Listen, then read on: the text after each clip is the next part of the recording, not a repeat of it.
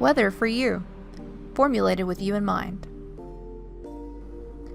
Good late evening, everyone. Meteorologist Sarah Weaver here. Tonight we're going to talk about the winter storm that looks to be troublesome for all of the Mid-South region that is looking to occur late Sunday night into early Monday morning. Let's start off by talking about the current watches and warnings for the area. As you can see, the entire Mid-South region is either under a winter storm watch or a winter storm warning. Those that are under the winter storm warning are shown in pink, and those that are under the winter storm watch, they're in blue. This would also be a good time to know exactly what county you reside in and also your neighboring counties. So the counties that are to your north, to your south, to your east, and to your west.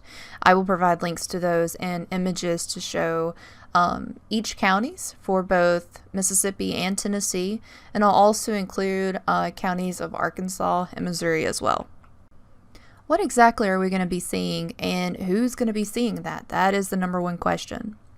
Well, if you look at the image provided here, those shown in the blue look to receive mostly snow. Those in the purple region, a mixture of snow, sleet, and freezing rain. And those in the light purple pink area, a mix of sleet and freezing rain. With that being said, the expected highest snow accumulations appear to be along and north of I-40, with lesser amounts to the south. For ice and sleet accumulations, this looks to be greatest south of I-40. Now that we've talked about what the Mid-South is going to be seeing, now let's talk about snow and sleet accumulation totals. The image shown now is a graph provided by the National Weather Service Office of Memphis, Tennessee. And this here just shows the total snow and sleet accumulations based on what they see. They have areas like Memphis, Jackson, Tennessee, Covington, Dyersburg, Union City, even Paris, Tennessee, getting in between 6 to 8 inches of snow and sleet. Whereas areas such as Parsons, Senatobia, Clarksdale, and Jonesboro, Arkansas area looking to get 4 to 6 inches. In the mustard yellow looking color, Oxford and Corinth look to be getting in between 3 to 4 inches. And the further southeast you go towards Tupelo and Aberdeen, looking to get anywhere between 1 to 2 inches. Now I'm going to show you a couple of weather models, with the first being the GFS model. And I'll explain what that is momentarily. So I know I mentioned the GFS weather model, but let's go into detail as to what that is. The GFS weather model stands for Global Forecast System, and it's a weather forecast model produced by the National Centers for Environmental Prediction, or the NCEP. In order to predict weather, meteorologists, including myself, we look to these weather models and more to help aid in making weather forecasts. We also observe satellite imagery, Doppler radars, and even automated surface observing systems. Sorry, I got tongue-tied there. Another weather model that I'm going to be talking about is the NAM, or the North American Mesoscale Forecast System, and this is also produced by NCEP. Looking at the GFS model, this is Monday at 09Z, and that is approximately 3 a.m., so this will be early Monday morning. We can see that the total snow accumulation is mostly for West Tennessee at this point, most of Arkansas included, starting to creep into the eastern Arkansas area. Possibly even downtown Memphis area would be seeing snowfall at this time. However, at this time, North Mississippi, Central Mississippi, not seeing any kind of precipitation at this point. Again, still looking at the GFS weather model, but now we're looking at Monday at 12Z, which is approximately 6 a.m. Central Time, and we can start to see that more of eastern Arkansas is being covered with snow, more totalities up in northwest Tennessee, and a little bit into north central Mississippi as well. Now looking at Monday at approximately 15Z, which is 9 a.m. Central Time, start to see that most of North Mississippi is starting to see some snow. Now looking lastly at GFS weather model on Tuesday at 03Z, which is actually Monday at 9 p.m. Central Time, we can see that all of North Mississippi is covered in snow. Now we're looking at the NAM weather forecast model for Tuesday at 03Z, which again is Monday, 9 p.m. Central Time. And we can see that all of North Mississippi is still covered, extreme North Mississippi is still covered in snow. But you can see that the numbers have changed between the model showing now versus the model shown in the last slide. That truly is a key factor, is pretty much how much moisture is going to be in the atmosphere in order to produce the amount of snow. So that is what's in question. So make sure to stay tuned for updates and make sure you have multiple ways to receive weather updates so that get that information out to you all. So along with the snowfall is the chance for accumulating freezing rain.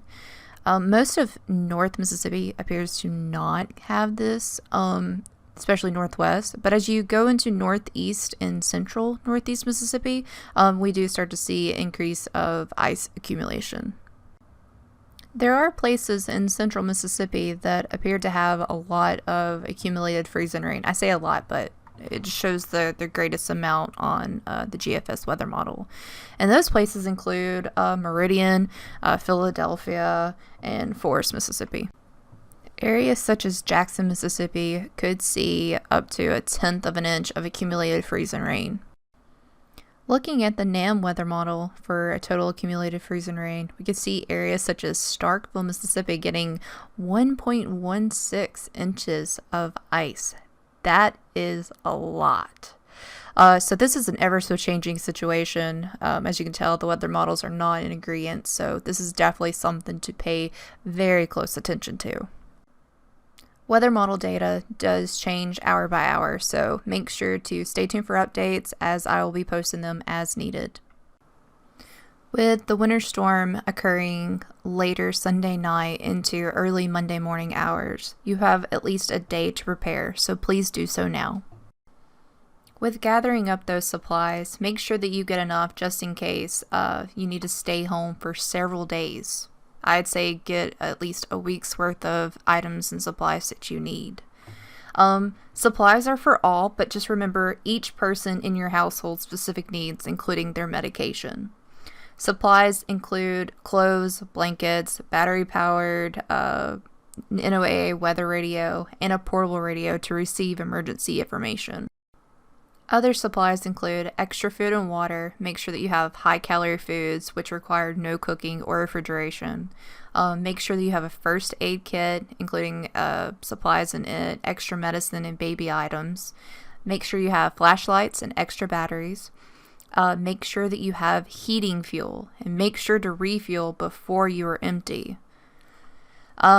Make sure that you have an emergency heat source, whether that's a fireplace, wood stove, or space heater. But make sure you never run a generator in an enclosed space. Lastly, another thing on your supply list needs to be a fire extinguisher and a smoke or a carbon monoxide alarm. Lastly, let's talk about driving in snow and in ice. Travel is actually highly discouraged where ice accumulates. However, only travel if it's absolutely necessary. Keep current on road conditions and closures, and I'll actually provide links to this post for MoDOT, which is Missouri Department of Transportation, MDOT, which is Mississippi Department of Transportation, TDOT, which is Tennessee Department of Transportation, and RDOT, which is Arkansas Department of Transportation. If you do have to travel, do so at slower speeds as they are safer and it gives you more time to respond to what's around you. Keep more distance between you and the nearest vehicle. Keep at the least a half tank of gas in your vehicle and ensure that your cell phone is charged. If you slide or skid, turn your car in the direction of the skid and ease off of the gas. Do not hit your brakes and gently regain control and traction.